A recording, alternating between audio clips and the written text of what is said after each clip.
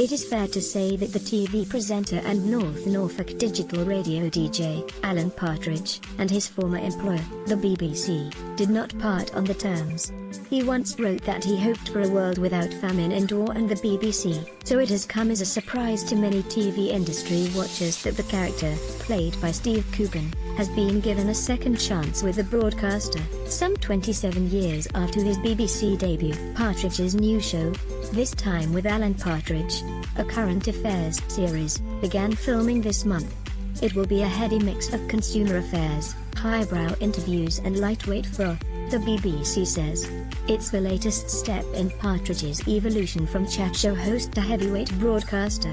His most recent documentary, Scissor Dial, for Sky in 2016, looked at the divide between the haves and the have-nots, or havens. Coogan, who created Partridge along with director Armando Iannucci and writer Patrick Marber in Radio 4's On the Hour in 1991, has said the new series will cover Britain in the age of Brexit, something Partridge almost certainly voted for. "I think if he had a pint with Nigel Farage they'd get on like a house on fire," Coogan said this week.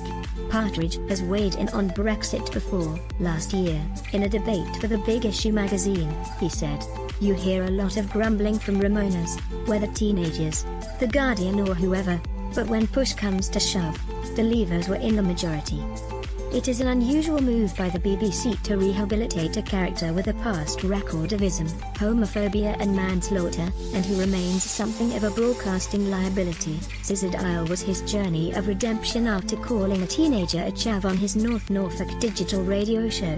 "A lot of water has passed under the bridge," says Shane Allen, the BBC's controller of comedy commissioning.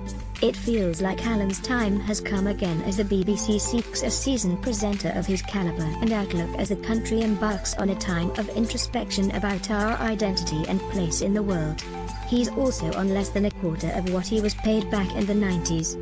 Partridge is a broadcasting legend, Alan says. "The public love him and yet he's had the integrity to turn down every reality show going and stay true to his inner sense of misplaced superiority. I believe he will one day feature on a Royal Mail stamp collection of the TV presenting greats. Second class small letter probably." Partridge has loomed large in popular culture in recent years, if not on the main airwaves. The presenter's famed gaffes and false modesty gave rise to the concept of Partridgeisms, now used to describe similar moments in politicians and celebrities. Broadsheet opinion pieces have noted how relevant Partridge is becoming in an age of amateurs versus experts and a backlash against the liberal metropolitan elite. Partridge is resolutely regional and has said Eamon Holmes and Bilotti are his only show business friends. Partridge grew up in Norwich, in a house since demolished and replaced with Carphone Warehouse's regional headquarters. An only child, the broadcaster wrote about his childhood loneliness in his 2011 autobiography Partridge, We Need to Talk About Alan.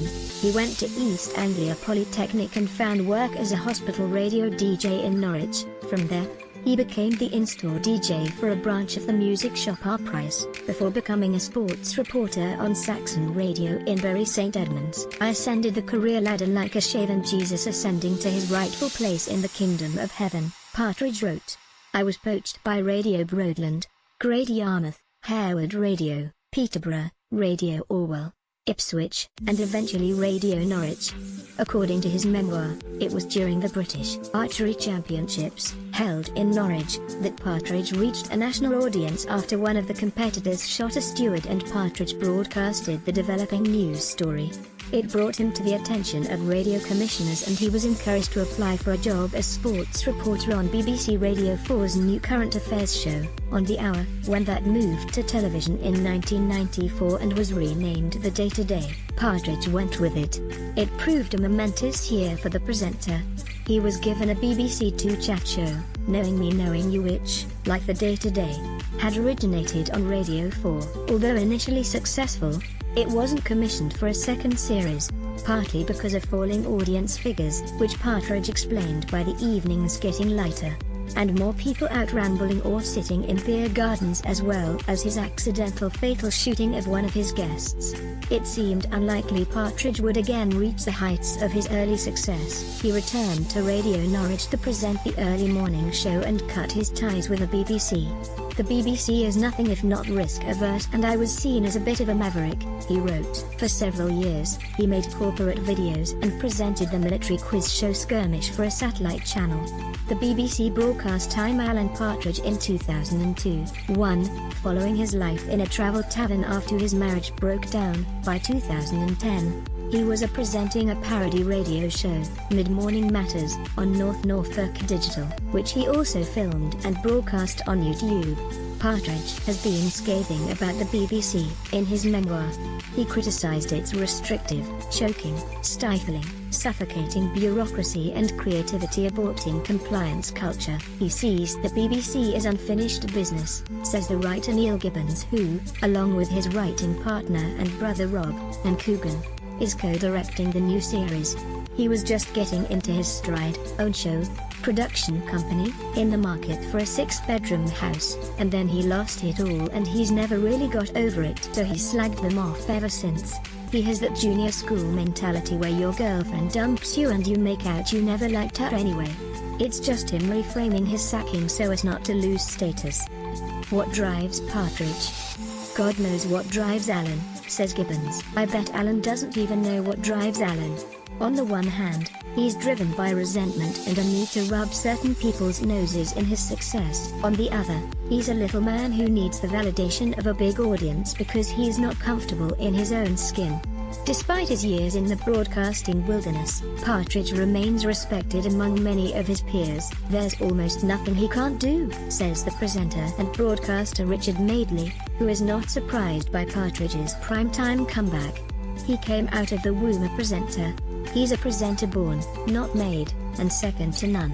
Partridge's talent is probably his gift for asking the unexpected. Madeley says, you never know, when you're watching Alan interviewing somebody, quite what he's going to say next. I think as far as his guests are concerned, they don't know what to expect. I mean, he's capable of homicide. Legal note, he was never charged, which gives him a dangerous edge. In terms of the actual questions that he throws to people, they are almost always left of field.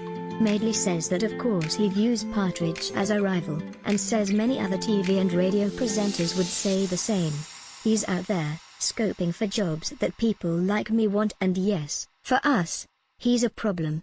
Spotted profile born, 1955, Kings Lynn career. After a start in hospital and regional radio, Partridge became sports reporter on the BBC Radio 4 current affairs show On the Hour, which transferred to TV in 1994 as the Day-to-Day. His chat show Knowing Me Knowing You also began on Radio 4 before running for one series and a Christmas special on BBC Two. He has been a DJ for Radio Norwich and for North Norfolk Digital. A documentary, Scissor Dial, for Sky, aired in 2016 and his new BBC series starts in 2018. He has written 2 memoirs, I, Partridge and Nomad, High Point, being named TV Quick magazine's Man of the Moment in 1994, following the success of his chat show Low Point, a Toblerone addiction they say. On one level, Alan is very likable because he makes mistakes and vocalizes a lot of the insecurities that people feel. He's also a contemptuous little Englander, the kind of person who I see as my life to rail against. Steve Coogan, he says, why am I clutched to the nation's breasts? It's because I'm normal. I'm one of you. I do what you guys do. Get up on a Saturday, make a batch of granola, put some toast on before doing a dozen lunges in front of Saturday kitchen. Topics: Alan Partridge, BBC Comedy Entertainment Television News. Share on Facebook, share on Twitter, share via email, share on LinkedIn, share on Pinterest, share on Google+, share on WhatsApp, share on Messenger. Reuse this content